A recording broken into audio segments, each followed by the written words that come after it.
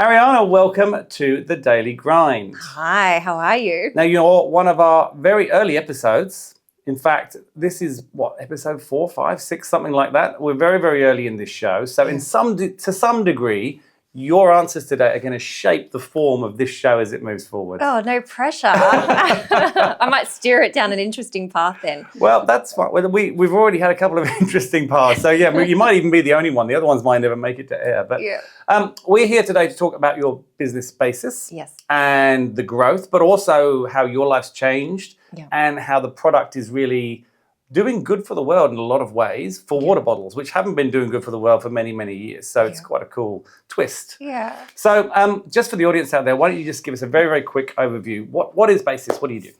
So Basis was born out of the growing rise of consumers wanting to put a mark on their own products. So the rise of mass personalization, which is nothing necessarily new, but we decided that personalization shouldn't just be done for personalization's sake, that there are so many items in everyday use that actually they need to have your name on them. And so I think the genesis of the business came off the back of Jess, Anth and I were just cruising around Centennial Park one day, observing. In the car? No, running? We were walking. In fact, it was just before COVID. Okay. And we were cruising around Centennial Park and just noticed that, people were carrying all matter of shitty plastic water bottles.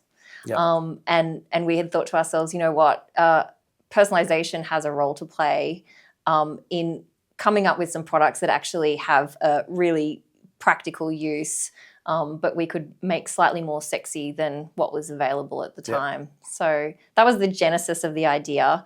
But from there, I think that's the point of business is you think that the business will take you in a particular direction and it's gone in a completely different direction from what we probably first thought. And it probably will again. So had any of you had a background in consumables or in personalization or anything like that, or was this just totally off the cuff? No. So to be honest, it was Jess because she had been in New York with her husband, and at the time it was actually nail polish that she saw had been personalized. Really? Yeah. That I have not seen. I don't buy it, to be fair, but that I have not seen. No. What? Just the bottle? The bottle itself. Just with your name on? Yeah, and had made the comment that, it's reached the point now that almost all FMCG goods have, got a role to play with personalization. So that's wild. So we didn't come from background. I mean, we all had business experience. Yep. We'd all been through the path of running things in our own right. So the concept of running a business wasn't completely foreign to us, but certainly not in the retail goods space. Yeah. So, if you think about, I was thinking about personalization the other day. I was thinking about what was my earliest sort of insight, because we had Elise Tran on when just before she sold her business. And I knew Elise when she was a lawyer. She was my lawyer before she started that business. Was she really? And bizarre, hey? Yeah. And I was thinking, was that the first? And then I thought, God, no. I thought back to when I was a child and you went into the post office and they had those little badges with your name on. That's right. Do you remember those? Yeah, I do. And they were useless. They were like fridge magnets. They did nothing and they never had mine. They always had Stephen with a V and I'm Stephen with a PH. They never had it and I was always so disappointed. With a name like mine, I didn't even bother looking. No. I but you're right, actually. I think it appeals to human nature to want to see yourself, right? It manifested in, all manner of things. But I think TDE probably paved the way for personalization, so certainly in the leather goods space in this country. Oh, look, they did super well. That was probably the first sort of commercial side. But then I thought back, actually, there's loads of things that have your name on. Always have been. Yeah. But I think now you're right, it's becoming a real thing. It's on everything. People want to put it on absolutely everything. Yeah. And there are certain items that make sense. Luggage would be one that makes sense. Yes. Give me, I know you've got quite a few products, so I don't want to know them all. No. But a quick snapshot of what you guys personalize right now. So we're kind of in 4 verticals. So sustainability is definitely the biggest one for us. So, in a aim to try and encourage people to steer clear of single uses, we've got coffee tumblers, water bottles. We're about to move into beer coolers and wine coolers. So there's a real sort of sustainability aesthetic that we're trying to aim for there. That's probably where the bulk of our businesses come from. We've got a beauty aesthetic, again, things that you would typically want your name on, like a cosmetics or toiletries case to put through airport security with your name on it. We've got reusable perfume atomizers, compacts, so a beauty vertical. Yeah. And then on the tech side, we've got laptop cases, everything from notebooks, phone cases, AirPod cases. Okay. So basically kit that you would use in everyday life. We also find that we've got a very minimalist aesthetic as well too. So we spend a lot of energy refining the design before we even think about the personalization piece. So I'm interested in the font. I mean, you guys sent us some products, so thank you so much for that. So obviously we didn't choose the font. My kids loved the font. Right. I don't know what it was, but I remember looking at it. I think you gave us some Balance to Grind stuff as well, which I think we've got next door. Yeah. And that looks super cool, by the way, that we really nailed that. But the ones that the kids got, it's quite, I don't know, it's an unusual font. It's not what I would typically see. You're quite right. It's more simplistic. Yeah. But what I'm also fascinated about is what the sort of materials are, because they've got a really unusual but very pleasant kind of feel to them. Like they're soft, but they're not slippery, but they don't feel sticky. Yeah. But I don't know, they're not rubbery. I don't know, what is it? Because it's really quite an interesting experience. Oh, thanks. No one's ever described them that way. When we opened them, actually we did it here. We were opening the boxes, taking them all out, looking at them, and we always get excited. People send us stuff. But I remember filling them going, and there's a little sort of case on, I think, on the water bottles as well, that you kind of, it's got a little sort of window in. I loved all of that little attention to detail. Yeah. Where did that all come from? I think for us, it's sort of, there are so many options out there. Everything is just, every space is quite competitive. Yeah. And I think sometimes it's hard to be all things to all people. Yeah. So we have just made a call. We've got like a tight group of 10 of us in the office. We sit around.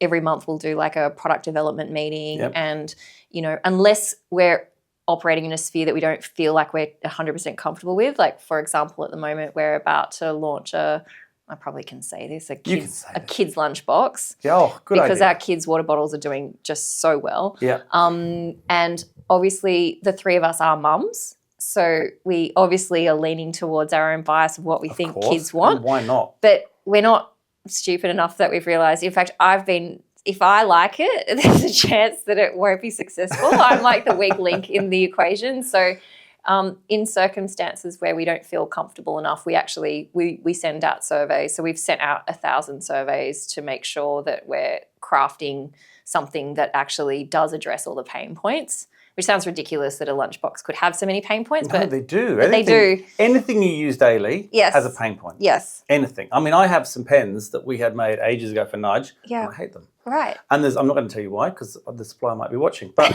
I really dislike them and I will never order them again. And they look great and I was so excited at the beginning, but when you use something all the day, the little things become really, really annoying. Yeah, and so that's the thing. We try not to, it's not about bells and whistles, but we just want it to be quality and we want it to sort of address the things that people are really looking for. And surprisingly on this one, actually price sensitivity, it's no surprise that has been the number one in terms of, but there were definitely some features that have come up as being overwhelmingly important and we probably didn't have them as high up on the priority list. So that's interesting. It's good that you're taking that feedback. I think that a lot of companies don't do that. Yeah. I'm guessing you've been doing that since the beginning. How long have you been going now? So we launched officially 4 months before COVID. Right. So that was a really interesting time to launch a business. 2 months after we launched, actually. We launched 6 months before COVID. So, yeah, which is bizarre because it still feels like yesterday, but we're all coming up to 5 years. We just went 5 the other day. I know, it's nuts. It's nuts. It's mind-blowing, actually, because I still call us a startup and I feel like, technically speaking, we're probably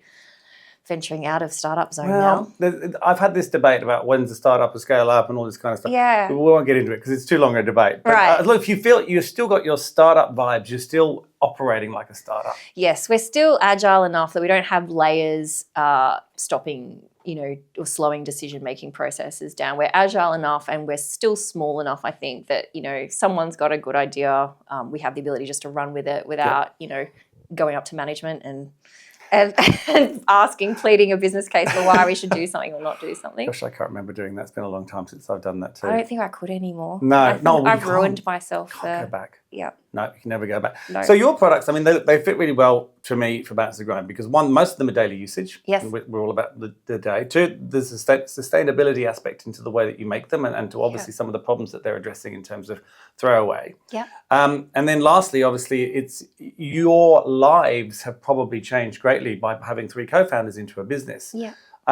So let's start with that one before we get on to the other ones because we've been talking about the products. So let's go back to sort of you guys. Yeah. How have your lives changed? You know, I think a lot of what we talk about on this show is making sure that if you're going to do anything for a sustainable amount of time, there needs to be an element of balance. Yes. Now, balance is different to everyone. You've now all become co-founders of a startup together. That can bring its own challenges in terms of time and all the rest of it. And you've got children, as you mentioned. Yeah. How's that going? And how have your lives changed from maybe day 1 to nearly day 5 years? Yeah. I think where we work really well is we're all quite similarly aligned, I think, in terms of, because this wasn't our first rodeo, what our expectations were about the energy and time that was required to get the business off the ground. I think sometimes when you're fresh into something like this, you can be a bit naive about what's needed. But always naive. Always naive. See, otherwise you wouldn't do it. Totally. And in fact, I question myself why we have rolled again, because there are times where it's like, it really is like pushing, it's like having a baby. It is like having a baby. You wouldn't do it again if you think about it, but you just remember the good things. It's the way we're built, I feel. I think so too. So we definitely didn't go in with the same naivety that we did, say, the first time around. I'm a firm believer. I really dislike these, podcasts or this rhetoric around, minimum effort for max reward, or the 4-hour work days. I wish it were true, but it's just not. It's like everything in life. Energy in equals output out, and it's just the way it is. So I think we knew what we were headwinding into, and I think COVID, in some respects, helped us because we had a more captive audience. We were e-com, so it gave us a bit of headwind, and it also meant that we were at home. So in terms of juggling the work and life balance, although homeschooling was horrific. I don't talk about that either. We're not talking about that. We did some episodes on that. I've still got post-traumatic stress from the episodes that learned from doing it. So we won't go into that at all. But yes, you were a bit more in control of your environment in that it was so small, right? Agree. Yeah. So we definitely were great. But I think all 3 of us have a very similar personality type in the sense that we are all or nothing people. So while we probably pay lip service to trying to achieve work-life balance, I think it's probably fair to say that none of us were doing it particularly well. Depends how you define work-life balance. I think work-life balance is being happy with how your days are going. Yes, actually that's true. And for that reason, there's no one-size-fits-all. Right? No, not at all. Did you all live, I'm interested, did you all live within 5 Ks of each other? We do. So you were all able to mix and match? That's handy. Yes, that was very handy. If someone had been out, that would have been awful. Yeah, no, we were all within the same zone. In fact, it's uncomfortable how close we live. Do we want to talk about that, or should we leave that alone? No, as in it almost seems bizarre that 3 friends, and 2 of us are related, would not only work with each other 5 days a week, but also live within 500 metres of each other. Same street? Pretty much. Two of you are almost, two are almost on the same street. So, well, that would have been a good thing, I think, during that time. It was a good thing. So I definitely think we all ran at it quite hard. Yep. Certainly for the first couple of years, and then I think in the beginning of any business, everyone's trying to find their feet of their lane. We had the benefit of a prior business where we kind of understood roughly where our lanes lied.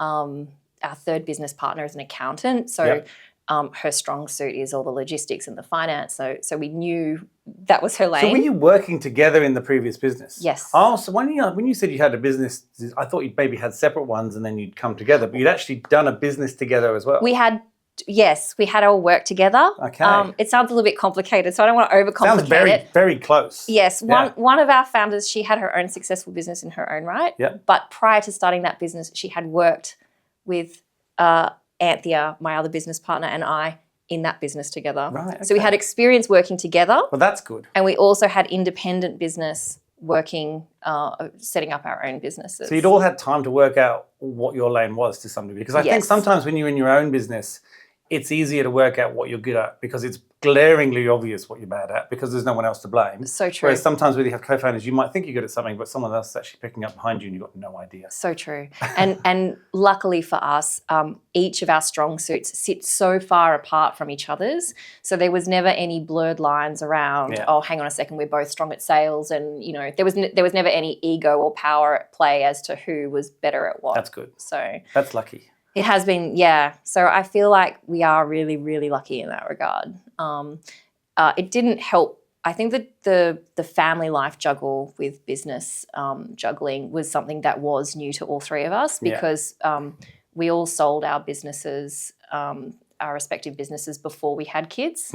And we were fortunate enough to do really well out of those businesses. And so the idea of rolling again was actually probably more out of an aversion to going to work for someone else more than anything else, I think. Well, we did talk on that before the camera started. Yeah. I think it's quite difficult.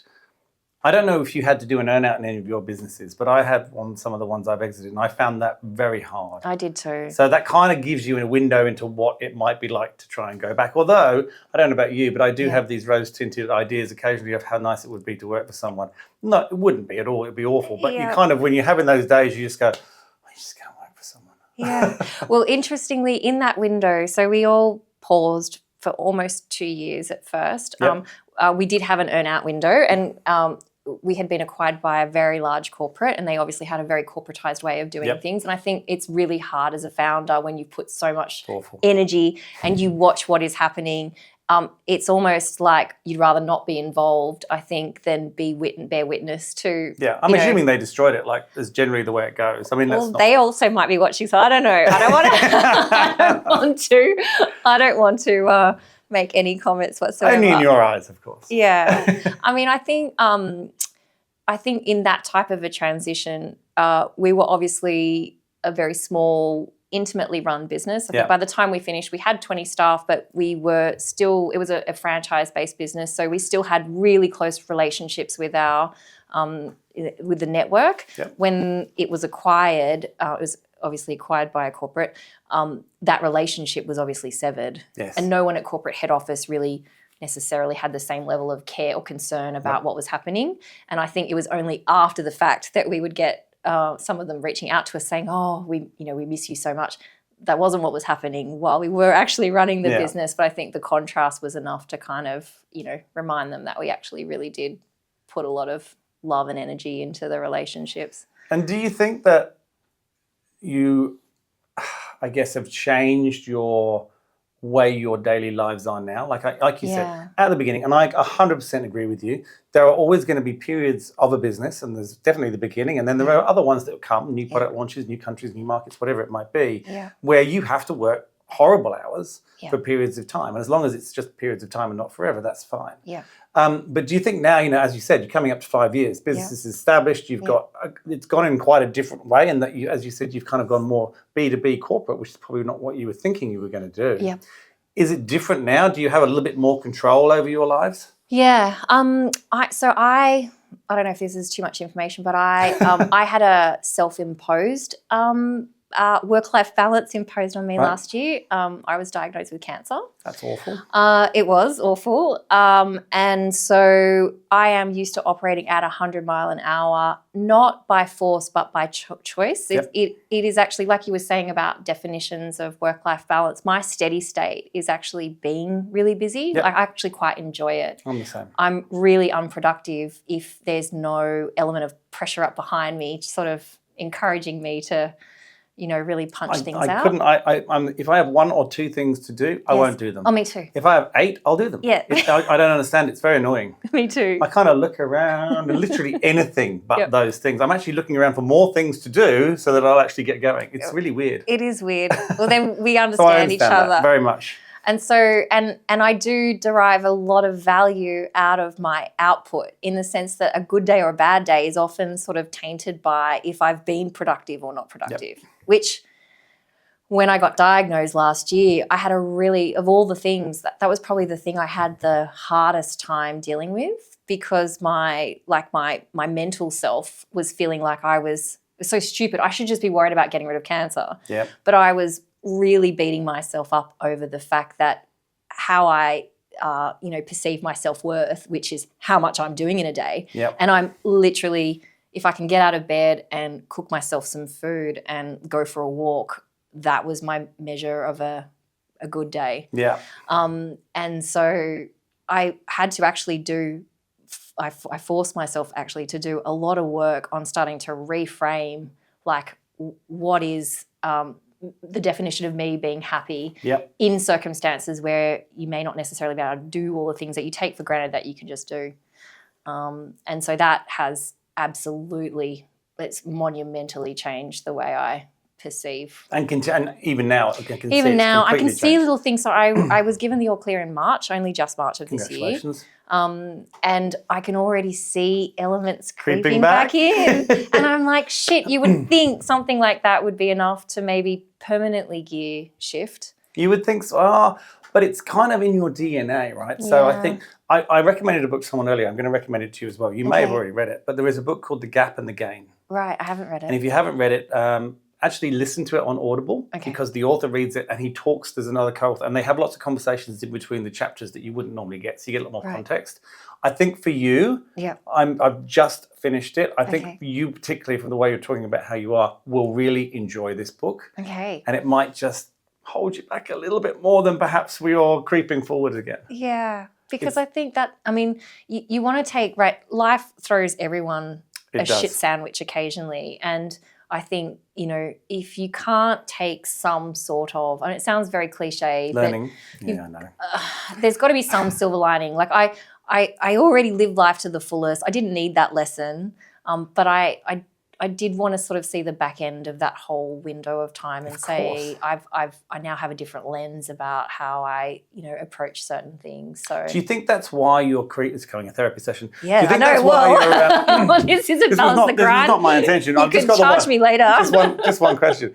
Do you think that's why you're creeping back to where you were because it kind of helps you put that behind you? Yeah, maybe. Yeah, maybe. Anyway, that's way too deep. Let's not get into that. This isn't a light and fluffy show at all. Yeah. You know what? Maybe it is because I think, it's so funny. I thought I had navigated all the way through it, but occasionally, it's still quite a raw topic for me. Well, thank you for bringing it up. No, that's okay. I didn't know. You didn't tell me before, so yeah. There you go. Unexpected. Yeah. But no. So the good things out of that was, I always thought, for example, exercise. I'm not a Pilates meditator. I am a body combatter. Who'd have thought? Yeah. Who'd have thought? But it forced me to try these things in circumstances where I never really would have, and I have actually discovered I really love those things, and I found there's Tara Brach she has a podcast which is about meditation, not coming from a spiritual bent, but just in terms of learning to be slightly more present and more sitting in the moment. Yep. And learning how to cope with adversity by sort of reminding yourself it's just a phase and it will pass. And I really got into her through that window, and that has been an ongoing practice that I've held on to. You should try breath work as well. We did a few articles on Instagram about breath work, which is if for people who struggle to meditate. I struggle to meditate because of my brain. I can and I learn, but I still struggle, and I don't love it. Yeah. I do. The one annoying thing about meditation is you know there's a benefit, but you can't actively see it until you stop. And I don't like that kind of. I like to see results. So I found breath work is a bit different. You should have a little look at it. There's some really interesting, particularly in Sydney, a guy called Johans out of Manly. I forget his surname. I think it's Egbert. He does some really interesting breath work, which is like meditation, but it's a little bit more body attack than Pilates. Put it that way. Right.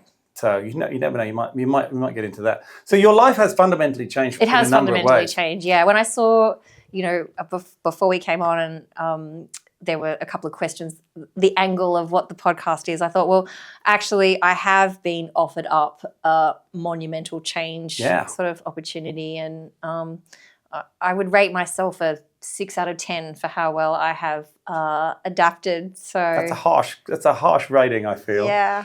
That sounds like it might be typical for you, rating yourself quite harshly. So what's next for the business? You're 5 years in. That's kind of a milestone. It's gone a route you haven't expected. Yes. you've obviously got this, like we talked about, this sustainability bent, and it sounds like you're going to have an ability to impact way more people in a quicker period of time than perhaps you would have if you'd just gone straight B2C. Is that right? Yeah, it's so, I think that's another thing when you've sort of got a business under your belt that I think the first time around we had really rigid views about what we thought we were building and, not necessarily taking note of signals and pivoting. Yep. And also I think the perfectionists in us, we had such a clear view around what we were producing, how we were marketing the business, that we would hold on to everything and not let go. And in some respects, that would just slow us down. 100%. Whereas this time round, I think we're seeing signals. And so where we launched with the view that it would be a 100% B2C business, the business is currently sitting at 50-50. 50-50 corporate based. That's a big swing. It's a huge swing. And in fact, when we're really vigilant with our monthly come-togethers with our reporting. And we didn't mean to, but there's a bit of team rivalry. There's team retail and team corporate. And that's nothing wrong with that. It's great. Team corporate. I'm on team retail, and now we're getting our asses kicked. So, well, you're gonna have to sort that out. Yeah, definitely. But we've definitely been far more adaptable this time around to the signals of where the business is telling us it wants to be taken, and I think also with the way in which you market your business now is just so different to how it was even 5 years ago. Yeah, I've noticed we don't do our sales or marketing any way we did in any of my previous businesses. It's completely different. There's nothing the same. Nothing. No. Mad. It is madness. And even when you think you've got a handle on it, it's evolving so fast. Changes every hour. We'll be changing by the time we've come out of this, we're going to have to change the way we're...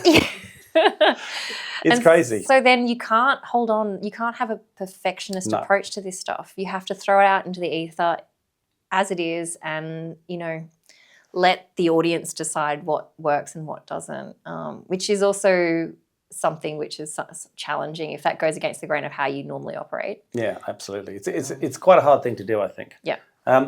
Reframing is definitely the way if you can do that, which is, again, easier said than done. Yeah. Well, I think... can't believe the changes you've just thrown at me. You've been through some very drastic changes. Yep. For you, do you have any advice for anyone? We have a lot of entrepreneurs watch this, but we also have a lot of people who would be interested in your products. So I guess one, do you have any advice for anyone who is going through any kind of trying to work out how to change their lives, perhaps become less perfectionist, and hasn't had quite the curveball thrown at them that you did? And two, if people are interested in your products, how do they find them and that sort of stuff as well? And we'll put some links in the bottom. But okay, great. The first question is so hairy that I almost want to just skip to the second. Short advice. Yeah, I think because of the weight of what happened last year was enough to absolutely put the handbrake up and force me to make the change. It didn't necessarily need to be that monumental. If I now stop and think, if today is the last opportunity that I have to do this, should I do it or not do it? It's almost like just reframing your mindset, thinking, would I regret if I just didn't give this a crack right now? Yeah. Letting go of all the reasons as to why you wouldn't necessarily do something and just running at it if you think that you might derive some satisfaction out of it. So take action, essentially. Just take action and don't.